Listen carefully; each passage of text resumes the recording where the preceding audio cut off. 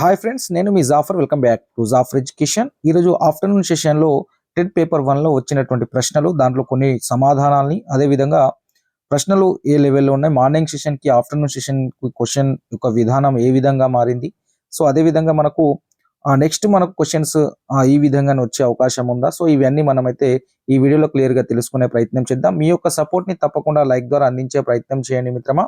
అదేవిధంగా మీ యొక్క సపోర్ట్ని ఎప్పటికీ అందిస్తుండే నేను మీకు డిఎస్సి వరకు మీకు జాబ్ వచ్చేంత వరకు జాఫర్ ఎడ్యుకేషన్ సపోర్ట్గా ఉంటుంది మిత్రమా. రైట్, ఇక్కడ చూడండి, పల్లా దుర్గయ్య యొక్క రచనలు అడిగారు మిత్రమా. మనకు పాలవెల్లి గంగిరెద్దు, మనకు గతంలో జరిగినటువంటి మొన్న జరిగినటువంటి దాంట్లో కూడా ఈ క్వశ్చన్ రావడం జరిగింది. విభక్తి అనగా అడిగారు. సో పదాల మధ్య వాక్యాల మధ్య సంబంధాన్ని ఏర్పరిచేటి విభక్తులు. సో అక్కడ నిర్వచనం అడిగారా, మరి ఏందనే క్లారిటీ లేదు. సో దానికి సంబంధించిన ఒక ప్రశ్న అయితే వచ్చింది. అసమాప క్రియకు సంబంధించి ఒక ప్రశ్న అడిగారు. కార్యం అనే దానికి వికృతి అడిగారు. కర్జము. సో అది మనం ఆల్రెడీ మీకు రివిజన్ క్లాస్లో చెప్పాను. అదేవిధంగా ఆ యొక్క పీడిఎఫ్ కూడా మన గ్రూప్లో ఉంది. నెక్స్ట్, సమ్మక్క సారక్క ఎప్పుడు జరుపుకుంటారు? శుద్ధ పౌర్ణమి రోజు ఇది జరుపుకోవడం అనేది జరుగుతుంది. అలమి అనే అర్థం అడిగారు. సో అలమి అనే దానికి అర్థము సంతోషం. అదేవిధంగా శతాబ్దం అనగా 100 పద్యాలు కలది, శతకం అంటే 100 పద్యాలు కలది, శతాబ్దం అంటే 100 అని అర్థం వస్తుంది. సో ఇక్కడ ప్రశ్న అయితే ఈ విధంగా అడిగారట. సో నెక్స్ట్, ఇక్కడ దంతాలకు సంబంధించి ఒక ప్రశ్న అప్లికేషన్ అడిగారు. కాంటూర్ లైన్ కి సంబంధించి ఒక క్వశ్చన్ అడిగారని చెప్తున్నారు. అదే త్రిపీఠికలు ఏ భాషలో ముద్రించారు అంటే పాలీ భాషలో ముద్రించారు. నెక్స్ట్, ఇక్కడ చదువు అనే లెసన్ ఏ ప్రక్రియకు చెందింది? కథా కావ్య ప్రక్రియకు చెందింది. సో ఇది ఆల్రెడీ మనకు గతంలో కూడా వచ్చింది. నెక్స్ట్, ఇక్కడ కృష్ణార్జునులు అనేది ఏ సమాసం అని అడిగారు? ద్వంద్వ సమాసం అవుతుంది. అదేవిధంగా ఇక్కడ శిస్తు విధానానికి సంబంధించి ఒక ప్రశ్న వచ్చిందని అంటున్నారు. అదేవిధంగా ఇక్కడ చూసుకున్నట్లయితే ఆ వెన్నెపూసలో ఉండేటువంటి అంటే 33 సో వయోజనుడు అడిగారా అనేది క్లారిటీ లేదు. సో మొత్తానికైతే ఆ వెన్నెపూసలకు సంబంధించి ఒక ప్రశ్న అయితే వచ్చింది. బోగత జలపాతం ఎక్కడుంది? చీకుపల్లి, ములుగు జిల్లాలో ఉంది. అదేవిధంగా ఆర్టీకి 2009కి సంబంధించి ఒక ప్రశ్న వచ్చింది, పేరెంట్స్ విధికి సంబంధించి. ఆ దిగంబర కవి గురించి వచ్చింది, మళ్ళీ చెరబండరాజు. తెలుగు పద్ధతిలో మహాత్మా గాంధీకి సంబంధించి ఒక ప్రశ్న. అష్టదిక్కులకు సంబంధించి మళ్ళీ ఒక ప్రశ్న వచ్చింది. సో అది సమాసం అయితే దిగు సమాసం అవుతుంది. సో మరి ఏం అడిగారు అనేది క్లారిటీ లేదు. నెక్స్ట్, ఇక్కడ చూడండి మిత్రమా, సైకాలజీ కంప్లీట్ గా అప్లికేషన్ బేస్ ఇచ్చారట. సిడిపిలో classical coordination and trial and error, law of effect, defence mechanism, inclusive education stages of Jean పియాజే నుంచి 2 క్వశ్చన్స్, థియరీ ఆఫ్ వైగార్డ్స్ కి సంబంధించిన ప్రశ్నలు వచ్చాయి. చూడండి, సైకాలజీ ప్రతి సెషన్ లో అప్లికేషన్ లోనే అడుగుతున్నారు. సో మనము దాన్ని అర్థం చేసుకొని ఆ యొక్క ఆప్షన్ ని బట్టి మన ఆన్సర్ అయితే పెట్టే అవకాశం ఉంటుంది, కానీ టైం అనేది ఎక్కువ తీసుకుంటుంది. సో దాన్ని మీరు ఆ టైం మేనేజ్మెంట్ చేసుకుంటూ సైకాలజీని పర్ఫెక్ట్ గా చేసే ప్రయత్నం చేయండి మిత్రమా. రేపు రాయబోయే మిత్రులు ఎవరు ఉన్నా కుందేలు అర్థం ఆ శశం శతభం ఇది మార్నింగ్ సెషన్ లో వచ్చింది, మరి ఆఫ్టర్నూన్ సెషన్ లో వచ్చింది పెట్టారా, మరి మార్నింగ్ సెషన్ లో వచ్చింది తెలియదు, కానీ ఆఫ్టర్నూన్ సెషన్ లో కూడా వచ్చిందని అయితే వీరు పెట్టారు. నెక్స్ట్ గా ఈవీఎస్ లో దాదాపుగా అన్ని అప్లికేషన్ క్వశ్చన్స్ ఇచ్చారని చెప్తున్నారు. సో ఇక్కడ ఇంగ్లీష్ కి సంబంధించి డైరెక్ట్ ఇండైరెక్ట్ స్పీచ్ అడిగారు. నెక్స్ట్, అదేవిధంగా క్వశ్చన్ ట్యాగ్ ఒక క్వశ్చన్ వచ్చింది. అదేవిధంగా పీడబ్ల్యూ యాక్ట్ ని యుఎన్ఏ ఎప్పుడు ఆమోదించింది అని అడిగారు. 2006 అనేది రైట్ ఆన్సర్ అవుతుంది. సో ఇవి ఇంకా కొన్ని ఉన్నాయి, చూసే ప్రయత్నం చేద్దాం. నెక్స్ట్, ఇక్కడ మనకు చెరువు అనే పాఠం 6వ తరగతిలో ఉంది. ఇది స్వాగతం ప్రక్రియకు చెందినటువంటిది. ఆ సింహం సంబంధించినటువంటి అర్థాలు అడిగారు. సో సింగం అంటే సింహం అనే అర్థం వస్తుంది. నెక్స్ట్, కులీ కుతుబ్ షా పేగు వ్యాధి కట్టించింది ఏందని అడిగారు. చార్మినార్ అవుతుంది. భీమార్జునులు ఆల్రెడీ చెప్పుకున్నాం మనము, ద్వంద్వ సమాసం అవుతుంది. ఎలిమి అర్థం చెప్పుకున్నాము ఆల్రెడీ మనం, సంతోషం అని. అదేవిధంగా భూతకాలం అంటే భూతకాలంకి సంబంధించి వాక్యం ఇచ్చి దాన్ని భూతకాలం మీద అడిగారంట. నెక్స్ట్, శతాబ్దం అనగా మనం ఆల్రెడీ చెప్పుకున్నాం మిత్రం. చూడండి, ఇది మనకు 10th క్లాస్ లో ఉంది. కార్యం అంటే కర్జం అని 10th క్లాస్ టెక్స్ట్ బుక్ వెనకాల ఉంటుంది. సో ఇది గమనించే ప్రయత్నం చేయండి.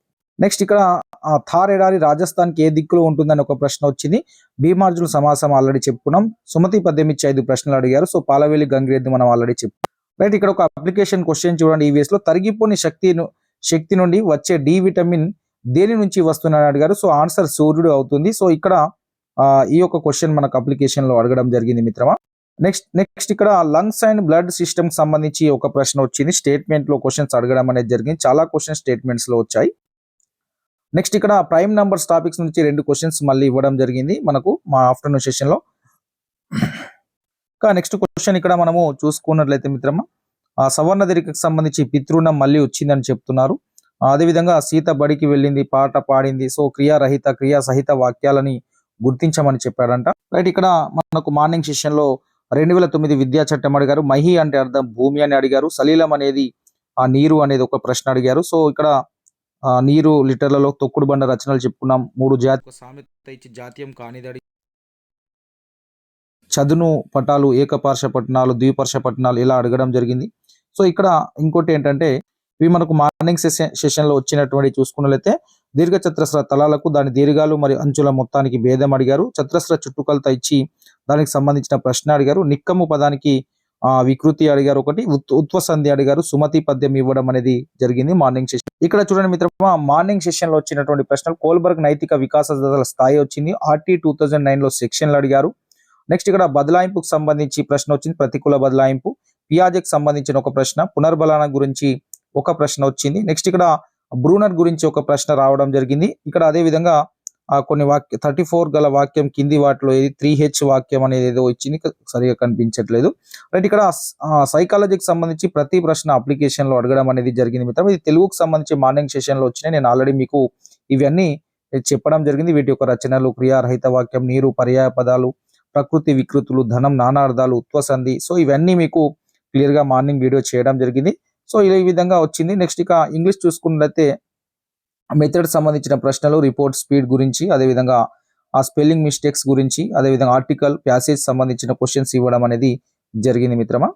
నెక్స్ట్ ఇక ఈవీఎస్ లో చూసుకుంటే పాల విప్లవ పితామహుడు చెప్పుకున్నాం ఆల్రెడీ. క్రేనియం అనగా ఎముకల కలిపి క్రేనియం అంటాం, బుర్ర యొక్క ఎముకలు. స్వదేశీ ఉద్యమం గురించి వచ్చింది ప్రశ్న. స్వదేశీ ఉద్యమం వల్ల స్వదేశీ ఉద్యమం వల్ల మన దేశంలో మన యొక్క వస్తువులు అనేది వ్యాపారం అనేది పెరిగింది. సో స్వదేశీ ఉద్యమం ఆన్సర్ అవుతుంది. పోచంపాడు, గోదావరి చెప్పాం. కాంటూర్ రేఖల గురించి అడిగాం. సతత హరితారణ్యాల గురించి వచ్చింది. అదేవిధంగా రాష్ట్రపతి విధి కానిది అడిగారు. ఐరోపా, రష్యాకు సంబంధించి ఒక ప్రశ్న. గల్ఫ్ స్ట్రీమ్ కి మరొక పేరు అడిగారు. మొక్కలు, జంతువులు ఉత్పన్నాల ద్వారా ఏర్పడే పదార్థం అడిగారు. ఆహారానికి పెట్టిన స్థలం మర్చిపోయేది ఉడత అని చెప్పుకున్నాం. హిమాలయకు తూర్పున ఉండేది చెప్పాం, శివాలిక్. అదేవిధంగా ఆ సంపూర్ణ పుష్పం ఒకటి అడిగారు. సో అదేవిధంగా రాష్ట్రపతి విధి కానిది అడిగారు. నెక్స్ట్ ఇక్కడ మ్యాథ్స్కి సంబంధించిన ప్రశ్నలు ఒకసారి చూసుకున్నట్లయితే మిత్రమా, కవల ప్రధాన సంఖ్యలు కానివి అడిగారు. సో ఈ విధమైనటువంటి ప్రశ్నలు వచ్చాయి. సో మ్యాథ్స్ అండ్ తెలుగు ఇవైతే ఈజీనే అడుగుతున్నారు. సో మిగతా ఏవైతే ఉన్నాయో మన ఈవీఎస్ అండ్ సైకాలజీకి సంబంధించిన ప్రశ్నలు టఫ్ అడుగుతున్నారు. మిగిలిన ఇంగ్లీష్ కూడా టఫే ఉంటుంది. సో ఈ తెలుగు అండ్ మ్యాథ్స్ కొద్దిగా ఈజీ తప్ప మిగతా ప్రతి క్వశ్చన్ అప్లికేషన్ లో మనకు అడిగినట్టయితే మనకు కనిపిస్తుంది మిత్రమా. సో నెక్స్ట్ రాయబోయే మిత్రులు కూడా తప్పకుండా మీరు అండర్స్టాండింగ్ అంటే అర్థం చేసుకొని అక్కడ ఉన్నటువంటి ప్రశ్నని ఆప్షన్ని బట్టి మీరు ఆన్సర్ చేసే ప్రయత్నం అనేది చేయండి.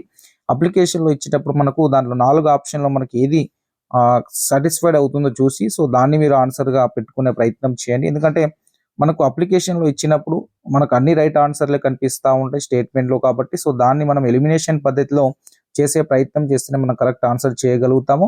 సో అదేవిధంగా టైం మేనేజ్మెంట్ కూడా చూసుకుంటూ వాటిని చేసే ప్రయత్నం చేయండి మిత్రమా. Thank you so much.